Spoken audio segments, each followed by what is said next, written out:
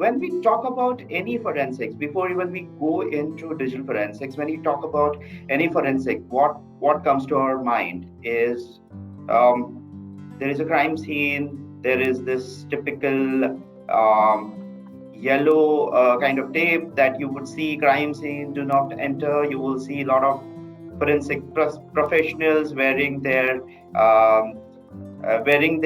sort of attire, or having wearing hand clothes, collecting evidence.